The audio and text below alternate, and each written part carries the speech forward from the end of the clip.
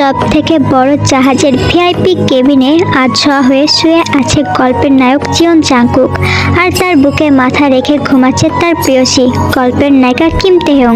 হঠাৎ নড়ে চড়ে ওঠে তে, চোখ মেলে তাকিয়ে দেখে জাংকুক তাকে জড়িয়ে ধরে ঘুমিয়ে আছে। তে গলাটা উঁচু করে কিস করে জাংকুকের গলায়। চোখ মেলে তাকায় জাংকুক।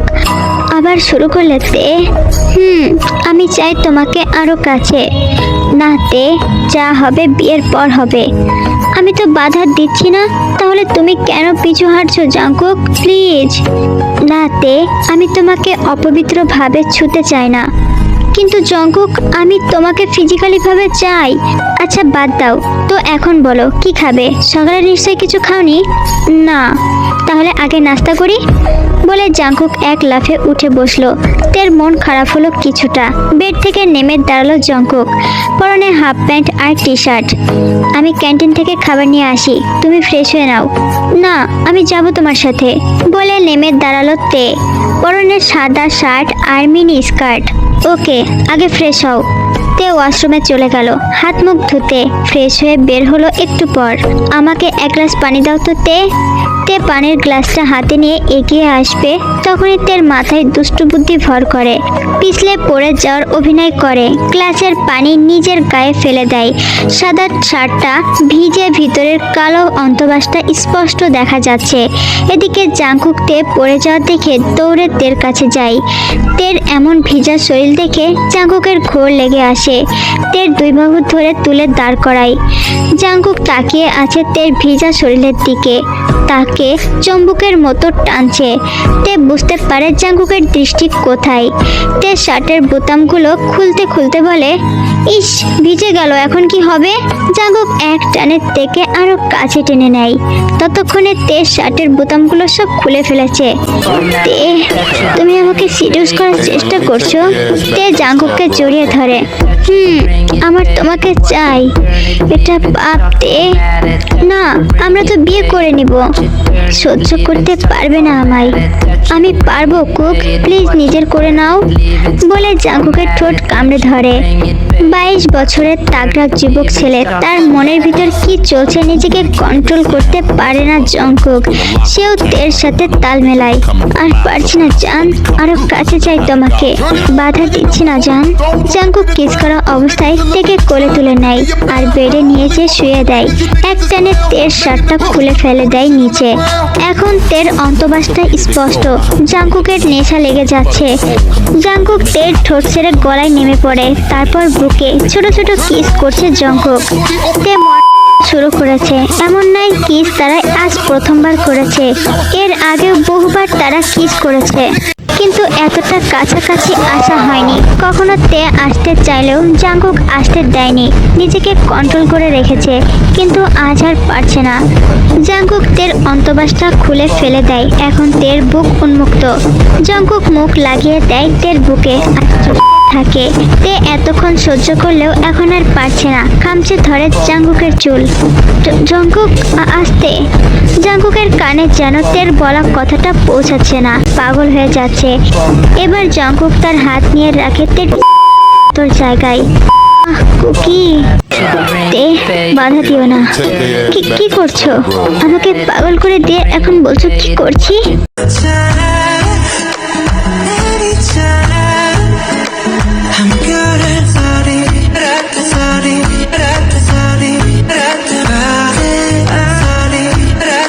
জাংকুককে সরিয়ে দেওয়ার চেষ্টা করছে, কিন্তু পারছে না। জাংকুক তের হাত ধরে ফেলে, বিছানার সাথে চেপে ধরে। জাংকুক এখন আর পারছে না, তাই সোজা হয়ে দাঁড়িয়ে যায়, নিজের ফেলে। ঘটে যায় সেই অনাকাঙ্ক্ষিত ঘটনা। বারকে ভিতরে চিৎকার করে ওঠে তে। জাংকুক তের মুখ চেপে ধরে। জান, আশেপাশে কেবিনের লোক আছে বলে তের ঠোঁট নিজের ঠোঁট দিয়ে চেপে ধরে আর নিজের কাজ শুরু করতে থাকে।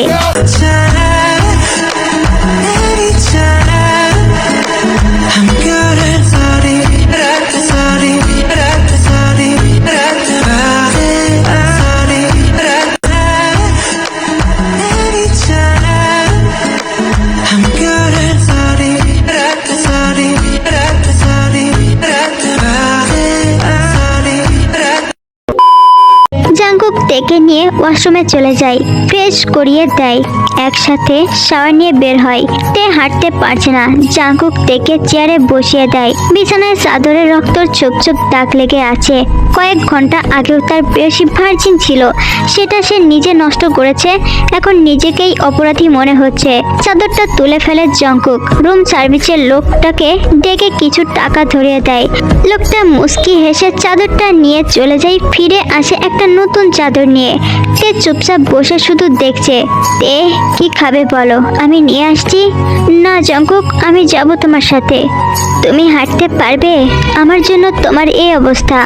পারবো, প্লিজ আমাকে ছেড়ে যেও না। ওকে, তুমি থাকো, আমি আগে একটা শার্ট কিনে আনি। তুমি তো আমার টি শার্টটা পরে আছো। ওকে, তাড়াতাড়ি এসো।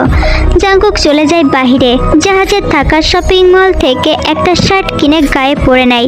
ফিরে আসে তেকে নিতে।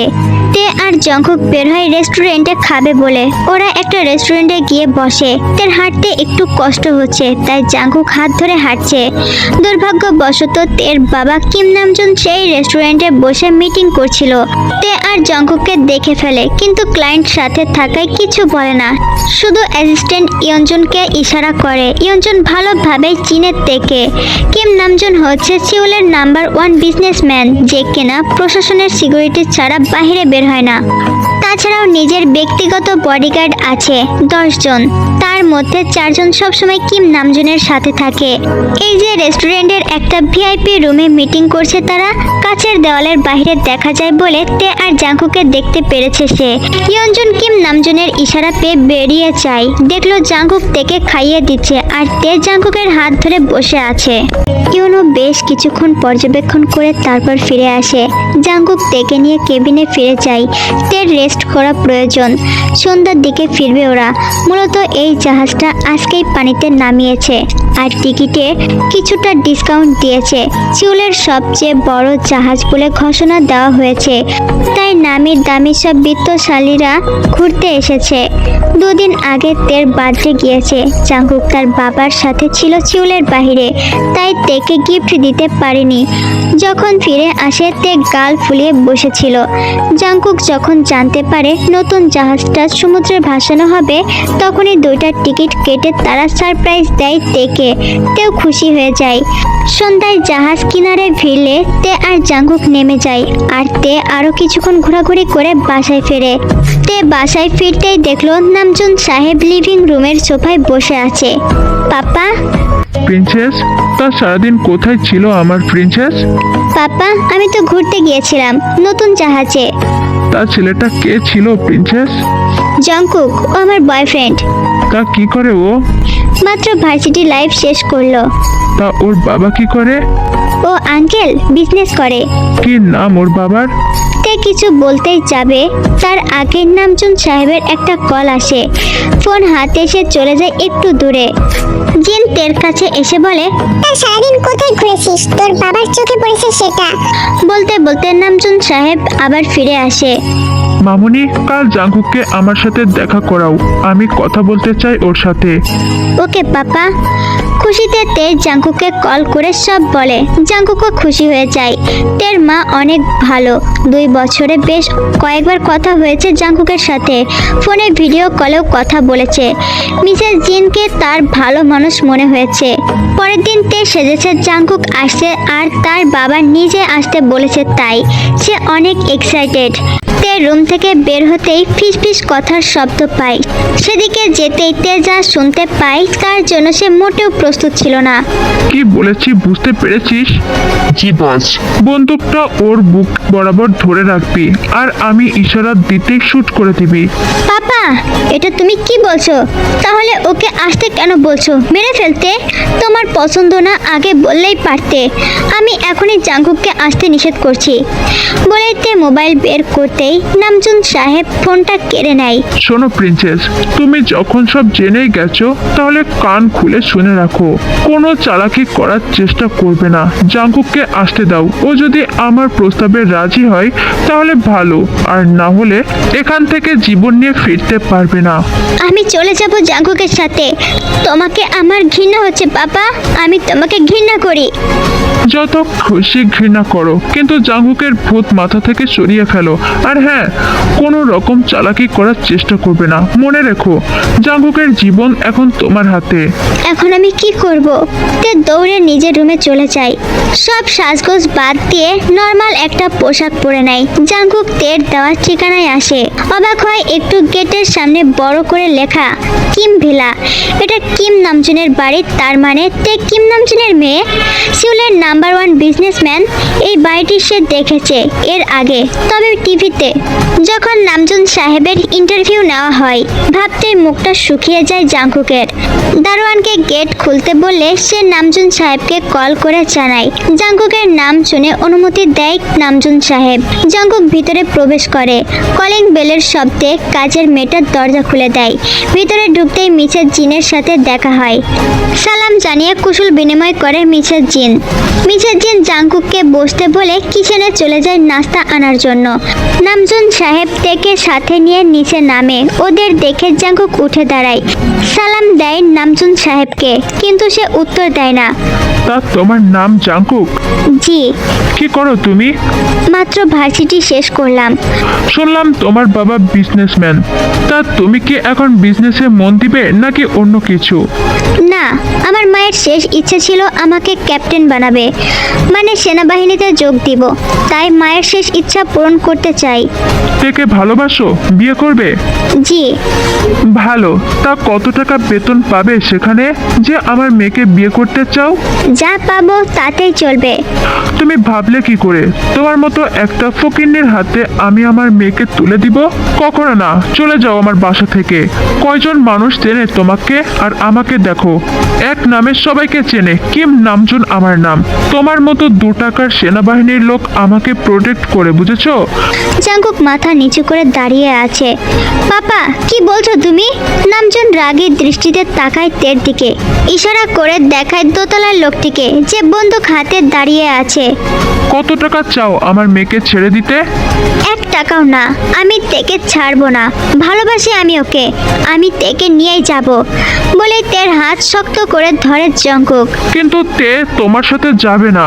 তে চলো আমার সাথে, আমরা দুজন কোথাও গিয়ে থাকবো। তোমার বাবার টাকা পয়সা কিছুই চাই না আমি। তে একবার উপরে তাকায়, তারপর জাঙ্কুকের হাত ছাড়িয়ে দেয়। তে কি করছো? ভালোবাসো না তুমি আমাকে? ভালোবাসি, কিন্তু পাপা আম্মুকে ছেড়ে আমি কোথাও যাব না জাঙ্কুক। আমাকে ভালোবাসো তে, চলো না আমরা চলে যাই কোথাও। না জাঙ্কুক, তুমি ফিরে যাও। তে জাঙ্কুককে টেনে দুজন বডিগার্ড বাসার বাইরে বের করে দেয়। তে এতক্ষণ কান্না আটকে রাখার চেষ্টা করলেও এখন জোরে চিৎকার করে কাঁদে আর মেঝেতে বসে পড়ে। মিসেস জিন এতক্ষণ সবই শুনছিলেন রান্নাঘর থেকে, কিন্তু নামজুন সাহেবের উপর কথা বলার সাহস নেই তার। মিসেস জিন রান্নার ঘর থেকে দৌড়ে এসে মেয়েকে বুকে জড়িয়ে নেয়। মেয়েকে সে অনেক ভালোবাসে। বিয়ের 10 বছর পরেও যখন বাচ্চা হচ্ছিল না, তখন অনেক চিকিৎসা করার পর তের জন্ম হয়। এরপর নামজুন কাজের জন্য এদেশ ওদেশ করে, তাই আর একটা সন্তান নেওয়া হয়নি তার। স্বামীর টাকার চিন্তায় তার ভালোবাসাটাও পাওয়া হয়নি, তাই চেয়েছিল মেয়েটা যেন তার ভালোবাসার মানুষটাকে পায়। তার মেয়ের কপালে যেন তার মতো স্বামী না জোটে। প্রথম যেদিন কথা বলেছিল জাঙ্কুকের সাথে, সেদিনই জাঙ্কুককে তার পছন্দ, তাই মেয়েকে বাধা দেয়নি। মেয়েকে বড্ড ভালোবাসে সে। জাঙ্কুক কাঁদতে কাঁদতে বাসায় পৌঁছালো আর মনে মনে তেকে মিথ্যাবাদী ছলনাময়ী প্রতারক হিসেবে গণ্য করলো। বেচারা জাঙ্কুক জানতেও পারলো না তার তের কোনো দোষ নেই। সে একবার যদি উপরের দিকে তাকাতো তাহলে হয়তো দেখতে পেত। তে সারাদিন রুমের দরজা বন্ধ করে কান্না করেছে। সারাদিন কিছু খায়নি। জিন অনেকবার দরজায় নক করেছে, তাতে কোনো লাভ হয়নি। আর নামজুন বলেছে সবকিছু ঠিক হয়ে যাবে। জিনও সারাদিন কিছু খায়নি, কি করে খাবে? কলিজার টুকরো মেয়েটা না খেয়ে আছে, সেও কান্না করেছে। জাঙ্কুককে কয়েকবার কলও করেছে, কিন্তু লাভ হয়নি। জাঙ্কুকের ফোন বন্ধ। এদিকে জাঙ্কুক সারাদিন রুমে কান্না করেছে। তার বাবা যেহেতু বাসায় নেই, তাই সান্ত্বনা দেওয়ার মতো কেউ নেই। আসলে যার মা দুনিয়াতে বেঁচে নেই তার কিছুই নেই। হ্যাঁ, তোমরা ঠিকই ধরেছো, জাঙ্কুকের মা বেঁচে নেই। সন্ধ্যার দিকে জাঙ্কুক চলে যায় বারে। এদিকে জাঙ্কুকের ফোনে কল দিচ্ছে তে, কিন্তু সে ফোন রিসিভ করছে না। বাধ্য হয়ে তে সুগাকে কল করে। সুগা ভাইয়া, জাঙ্কুক কোথায়?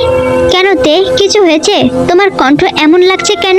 তে, তুমি কি কান্না করেছো? সুগা ভাইয়া বলেন না প্লিজ। আমি জানি না, তবে দাঁড়াও আমি কল করে দেখছি। সুগা কল কেটে দেয়। তের আর সহ্য হচ্ছে না। সে বাসা থেকে বেরিয়ে যায় জাঙ্কুকের বাসার উদ্দেশ্যে।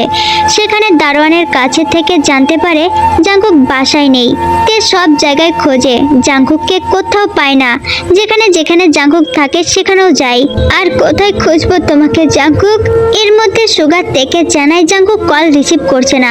অজানা এক ভয়ে তার হাত পা ঠান্ডা হয়ে আসে। হাত পা আর চলছে না তের। এমন সময় একটা ছেলে তাকে বলে, আরে ভাবি, এখানে বসে আছেন কেন রাস্তায়? আপনার ভাইকে দেখেছেন কোথাও? ভাইকে তো ক্লাবে যেতে দেখলাম। ধন্যবাদ ভাইয়া, আমি আসছি বলে উঠে ছোট লাগালো ক্লাবের দিকে। মূলত এই ছেলেটা জাঙ্কুকের এলাকার। জাঙ্কুক ওদের সাথে তের পরিচয় করিয়ে দিয়েছিল। তোদের ভাবি হয়। এরপর থেকে ওদের সাথে দেখা হলে ভাবি বলে সম্বোধন করে। তে ক্লাবে ঢুকতেই চারপাশে চোখ বোলায়, কোথাও জাঙ্কুককে দেখা যাচ্ছে কিনা। দেখতে পাই ক্লাবের এক কর্নারে সোফায় বসে ড্রিঙ্কস করছে জাঙ্কুক। তার চারপাশে তিনজন মেয়ে বারে বারে জাঙ্কুকে স্পর্শ করার চেষ্টা করছে। তে ধীরে পায়ে এগিয়ে যেতে থাকে জাঙ্কুকের দিকে। হঠাৎ জাঙ্কুকের চোখ পড়ে তের দিকে। ঘৃণায় তার চোখ ভরে ওঠে। তেকে দেখিয়ে একটা মেয়েকে টেনে কোলে বসায় জাঙ্কুক। তের চোখটা বন্ধ করে একটা জোরে শ্বাস নেয়। তার হাত মুষ্টিবদ্ধ হয়ে গেছে। তে আর একটু কাছে যেতেই জাঙ্কুক মেয়েটির ঠোঁটে কিস করে দেয়। না, এখন আর তের পা চলছে না। ধপ করে বসে পড়ে তে ফ্লোরে। সবাই তের দিকে তাকিয়ে আছে। তের চোখ দিয়ে পানি পড়ছে অনবরত। আর কিছু দেখতে পারবে না সে, তাই উঠে ঢুলো ঢুলো পায়ে বেরিয়ে যায় ক্লাব থেকে। একে তো সারাদিন না খাওয়া, তার উপরে জাঙ্কুকের করা কাণ্ড আর নিতে পারছে না সে। রাস্তায় হেলে দুলে হাঁটছে সে। কোথায় যাচ্ছে, কি করছে কিছুই মাথায় নেই। শুধু মানতে পারছে না যে জাঙ্কুক নাকি তার ঠোঁটে কিস করতে চাইতো না। আজ অপরিচিত একটা মেয়েকে কত সহজে কিস করে ফেললো। তে হাঁটছে, এমন সময় কেউ তাকে ডাকে, তে। বুগামের ডাকে তে সেদিকে তাকায় আর ছুটে গিয়ে ঝাঁপিয়ে পড়ে বুগামের বাহু ডরে। বুগাম ভাইয়া, আমি ওকে ছাড়া বাঁচবো না। শান্ত হও তে, আমি আছি তো, কোনো চিন্তা নেই তোমার। জাঙ্কুক থেকে এমন ভাবে বেরিয়ে যেতে দেখে জাঙ্কুকের খারাপ লাগছে, তাই সে দৌড়ে বেরিয়ে আসে। এসে ভুগামের বুকে তেকে দেখে আবারও ভুল বুঝে তেকে, আমি তো ভুলেই গিয়েছিলাম। চলো না মই কখনো কাউকে ভালোবাসতে পারে না। আমাকে একটু অন্য কারোর সাথে দেখে নিজেও পাল্টে গেল। ছি ছি, নারী তুমি ছলনাময়ী বলে ফিরে যায় জাঙ্কুক। ভুগাম তেকে বাসায় নিয়ে যায়। ভুগাম হলো তের খালাতো ভাই। তের এমন অবস্থা দেখে জিন ভুগামকে খবর দিয়ে এনেছে। আর ভুগাম তে আর জাঙ্কুকের রিলেশনের ব্যাপারে সব জানে। জিন ভুগামকে ঘটে যাওয়া সব ঘটনা খুলে বলেছে, তাই ভুগাম জাঙ্কুক আর তেকে সাহায্য করার জন্য এসেছে। এদিকে তেকে বাড়ি নিয়ে যাওয়ার পর থেকে জ্বর এসেছে। শুধু আবল তাবল বকছে জ্বরের ঘোরে। বাধ্য হয়ে জিন, নামজুন আর ভুগাম তেকে হসপিটালে ভর্তি করে। 3 দিন পার হয়ে গেছে। তে হসপিটালে জ্বরের ঘোরে অনেক কিছুই বলেছে, কিন্তু সেগুলো নামজুন সাহেবের মন ছুঁতে পারেনি। এদিকে জাঙ্কুকের অ্যাপয়েন্টমেন্ট লেটার এসেছে। সে চলে যাবে আর্মি ট্রেনিং এর জন্য। জিহব বাসায় ফিরলে জাঙ্কুক তার কাছ থেকে বিদায় নিয়ে যায়। সুগা অবশ্য অনেকবার জিজ্ঞাসা করেছিল তের কথা, কিন্তু জাঙ্কুক কোনো উত্তর দেয়নি। এদিকে জিমিন তের অসুস্থতার কথা শুনে তেকে দেখতে এসেছে, কিন্তু তে জাঙ্কুকের সাথে ঘটে যাওয়া কোনো ঘটনা বলেনি তাকে। এয়ারপোর্টে গিয়ে জাঙ্কুক একটা দীর্ঘশ্বাস ছাড়ে, তারপর ভিতরে ঢুকে যায়। প্লেনের সিটে হেলান দিয়ে জাঙ্কুক একটা ছবি বের করে ব্যাগ থেকে। তে আর তার ছবি। জাঙ্কুক মাঝখান থেকে ছবিটা ছিঁড়ে ফেলে। তের ছবিটা নিজের কাছে রেখে বাকিটা ফেলে দেয়। চোখ বন্ধ করে বসে ভাবতে থাকে 2 বছর আগের কথা। জাঙ্কুক 2 দিন কলেজে আসেনি। তার বাবার সাথে বিজনেসের কাজে গিয়েছিল। জিহব সাহেবের শরীরটা ইদানিং ভালো যাচ্ছে না। মা মরা ছেলেটাকে একাই মানুষ করেছেন তিনি। আরেকটা বিয়ে করেনি তিনি। ছেলেটাকে যদি ভালো না বাসে, আর জাঙ্কুক মা না থাকায় বাবার আদেশে মানুষ হয়েছে। অনার্স 3য় বর্ষের ছাত্র হলেও স্বভাবে সে চুপচাপ, কথা খুব কম বলে। অপরদিকে সুগা তার বন্ধু পুরোটাই উল্টো।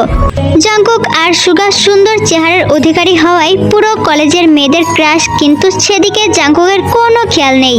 পড়াশোনায় ভালো ছাত্র হওয়ায় কলেজের সব স্যার তাকে বেশ আদর করে। বাবার টাকা থাকলেও অহংকার মোটেও নেই। যেখানে তার বয়সী ছেলে মেয়েগুলো দামি গাড়ি, দামি পোশাক, আড্ডা, ক্লাব নিয়ে ব্যস্ত, সেখানে সে পড়া নিয়ে ব্যস্ত। সুগা মাঝে মাঝে ক্লাবে যেতে চাইলেও জাঙ্কুকের জন্য পারে না, কারণ সে জাঙ্কুকের মতো বন্ধু হারাতে চায় না। সুগার বাবা গঙ্গীয় সাহেব বিজনেসম্যান, তারও টাকার অভাব নেই, তবুও সুগার জাঙ্কুককে ভালোবাসে, তাই জাঙ্কুকের মতের বিরুদ্ধে কিছুই করে না। জাঙ্কুক কলেজে প্রবেশ করতেই সুগা এসে হাত মেলায়। কিরে মামা, দুদিন পর আসলি কলেজে, কাজ শেষ? তুই তো জানিস তোকে ছাড়া আমার ভালো লাগে না একা একা। এখন নোটগুলো দে আমাকে। এই যে, ইনি হলেন মহাজ্ঞানী বিদ্যা পুকুর। বলি মাত্রই তো আসলি, এখনই নিবি? পরে নে, আগে চল আড্ডা দেই। না, চল আগে ক্লাস করে আসি। সুগার মুখ পাংশুটে হয়ে গেছে। চল ক্লাসে যাই। আজ একটা ক্লাস হয়েছে, নতুন যারা ভর্তি হয়েছে ওদের নবীনবরণ অনুষ্ঠান কাল, তাই আজ ছুটি। বলে রাখা ভালো, কলেজ আর ভার্সিটি দুটোই কিন্তু একসাথে। জাঙ্কুক আর সুগা মাঠের এক কর্নারে এসে বসলো। একটু দূরেই চেঁচামেচির শব্দে জাঙ্কুক আর সুগা সেদিকে তাকালো। শর্ট স্কার্ট আর টপস পরা একটা মেয়ে বেঞ্চে বসে আছে। তার সামনে একটা মেয়ে হাত জোর করে দাঁড়িয়ে আছে। বসে থাকা মেয়েটির দাঁড়ানো মেয়েটাকে শাসন করছে মনে হয়। চুলগুলো ছেড়ে দেওয়া, অপূর্ব সুন্দরী, ফর্সা গায়ের রং, চুলগুলো বেশ বড়। আজকাল মেয়েরা এত বড় চুল রাখে না। কে রে মেয়ে দুটো? নতুন ইন্টারে ভর্তি হয়েছে। ও, জাঙ্কুকের চোখ সেদিকেই আটকে আছে। জাঙ্কুক তুই বস, আমি একটু আসছি। ওকে। সুগা চলে গেল। জাঙ্কুক ব্যাগ থেকে খাতা আর পেন্সিল বের করলো আর ছবি আঁকতে শুরু করলো। জাঙ্কুক ভালো ছবি আঁকে। সুগা গিয়েছে বেশ কিছুক্ষণ হয়েছে, আসার নামই নেই। এদিকে জাঙ্কুক আর চোখে দেখছে আর ছবি আঁকছে। একটু পর, এই তুমি আমার দিকে চোরের মতো তাকাচ্ছ কেন? জাঙ্কুক ধপ করে উঠে দাঁড়ায়, মাথা নিচু করে, যেন সে সত্যি সত্যি চুরি করতে গিয়ে ধরা পড়েছে। জাঙ্কুকের হাতে কাগজ থেকে মেয়েটা কেড়ে নেয়। আরে এটা তো আমি, দারুণ ছবি আঁকো তুমি। তোমার নাম কি বাই দ্য ওয়ে? আমি তে। আমার নাম জঙ্কুক।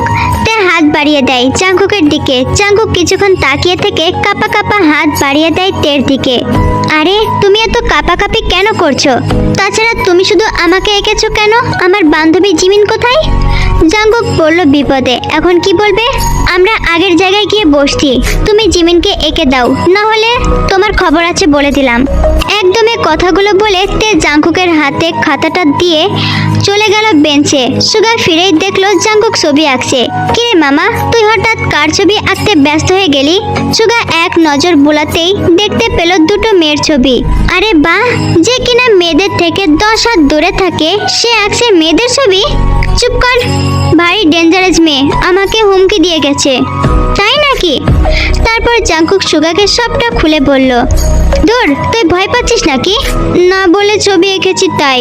একটু পর তে আর জিমিন এগিয়ে এলো ওদের দিকে। দেখি। আরে বাহ, খুব সুন্দর হয়েছে তো, থ্যাংক ইউ বলে জাঙ্কুককে জড়িয়ে ধরে। জাঙ্কুক বরফের ন্যায় দাঁড়িয়ে আছে। কি করছে এই মেয়ে? সুগা আর জিমিনের চোখ বড় বড় হয়ে গেছে। আমাকে শিখাবে ছবি আঁকা? Please please. জাঙ্কুকের হাত ধরে কথাটা বলল তে। ঠিক আছে, শিখাবো। থ্যাংক ইউ বলে আবারও হাঁক করে। ঠিক আছে, কাল পেপার আর রং পেন্সিল নিয়ে আসবো বলে জিমিনের হাত ধরে টেনে নিয়ে যাই। গেটের সামনে বড় একটা গাড়ি দাঁড়িয়ে আছে, তার পাশে দুজন বডিগার্ড। ম্যাম, গাড়িতে উঠেন। না, আমি হেঁটে হেঁটে যাব। না ম্যাম, আপনার বাবা জানতে পারলে আমার চাকরি থাকবে না। কিছুই হবে না, আমি যখন একবার বলেছি আমি হেঁটে যাব তাহলে তাই। পাগলামি কেন করছিস তে? যা গাড়িতে করে চলে যা। আর তুই? আমি হেঁটে হেঁটে যেতে পারবো না, তুইও গাড়িতে চল। কিভাবে? তোর বাসার রাস্তা আর আমার বাসার রাস্তা আলাদা। তাতে কি, আগে তোকে নামিয়ে দিব, পরে আমি বাসায় চলে যাব, ওকে? কিন্তু আর কোনো কিন্তু নাই, চল। বলে জিমিনকে টেনে গাড়িতে তোলে। ড্রাইভার আঙ্কেল, আগে জিমিনের বাসার সামনে চলেন। ওকে মামনি। তারপর জিমিনের কাছে ওর বাসার ঠিকানা চাই ড্রাইভার। জিমিনকে ওর বাসার সামনে নামিয়ে দিয়ে বিদায় নিয়ে চলে যায় তে। জাঙ্কুক আর সুগা তাকিয়েছিল যতক্ষণ তে আর জিমিনকে দেখা যায়।